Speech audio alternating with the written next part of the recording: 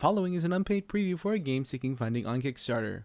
The product seen here is a work in progress and is subject to change during the duration of the project.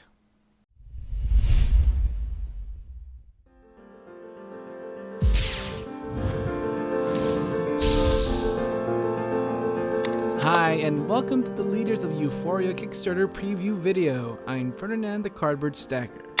Leaders of Euphoria Choose a Better Oppressor is a social deduction game from Overworld Games, the makers of Good Cop, Bad Cop, with an association with Stonemaier Games, the game company that brought us Euphoria. Leaders plays from 4 to 8 players and plays around 20 to 30 minutes for ages 12 and up. In Leaders of Euphoria, everyone starts on either Team Euphoria or Team Subterrane.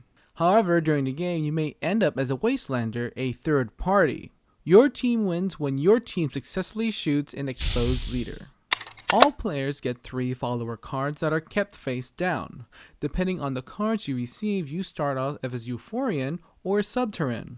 If you have 2 or more cards in one of those factions, you belong in that faction. Having at least one leader means you automatically belong to that faction. As for Wastelanders, I will get to that in a moment. Players will also be given, as well have the ability to draw artifact cards which do various effects.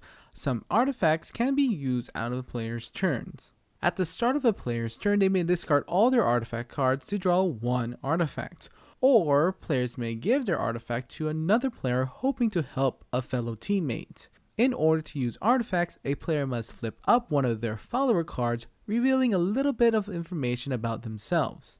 Once an artifact is used, it's discarded face down under the deck.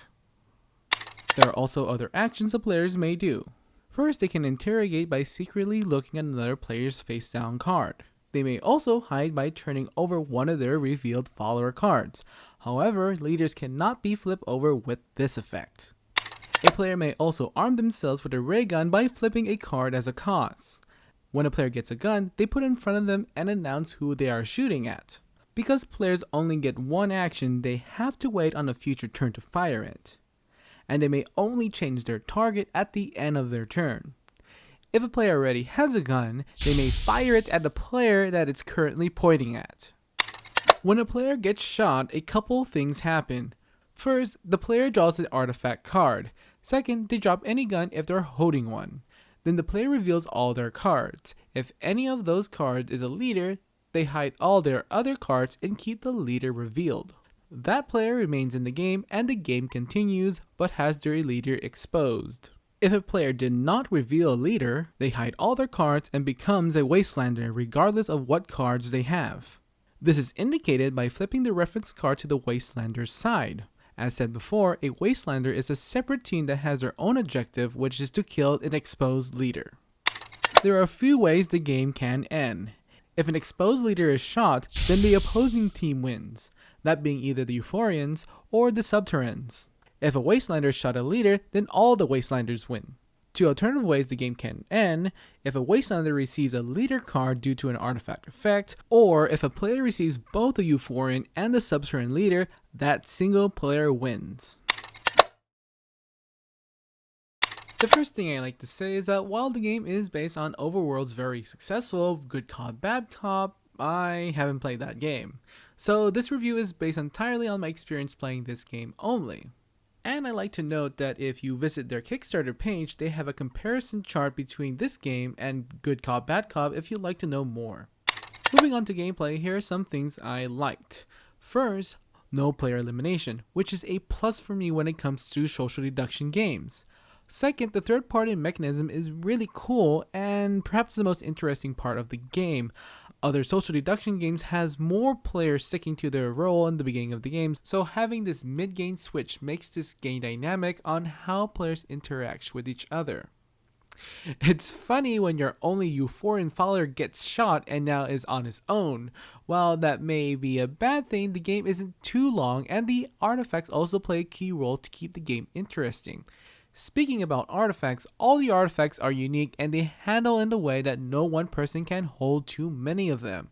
They seem chaotic, but that's what makes the game really fun. It makes the game a little unpredictable. One of the negative things I have to say is the amount of space that has to be taken in order to play games of larger sizes. Now, I don't think a big group is a problem, but it's rather the players who want to choose an interrogated person sitting in the opposite side of the table. So when my group played this game, they're either lazy by picking the person next to them to interrogate or choosing some other action. If they do pick a player across the table, it kind of slows down the game, but by a tiny bit. But they are offering a large reference paddle thing during the Kickstarter, which I believe addresses this problem. As for other games of the similar genre, I found Leaders to be a much better social deduction game for me. One of the reasons is the players have different choices they can do on their turn. In comparison to other games that have a more open-ended social deduction elements like Werewolf or Resistance, I like Leaders more because even the standard roles in Leaders are not boring. And games like Bang and Battlestar Galactica, which has a more finite structures in these games, Leaders is much more streamlined. Games with Leaders plays well when there are at least 5 players. The distribution and balance of roles will be better among players, and it's more fun to point your fingers when there's a good number of people. I even played games up to 8 players. While it does hold well, the focus of the group as a whole may waver a bit. Of course, more players means more downtime. Final thoughts. I highly recommend this game. Purely a great social deduction game with some really cool added elements in it. I like that the factor isn't player elimination and there are no boring roles. It's great amounts of fun. Leaders of Euphoria earns the Cardboard Stacker's Crowdfunding Recommendation Award.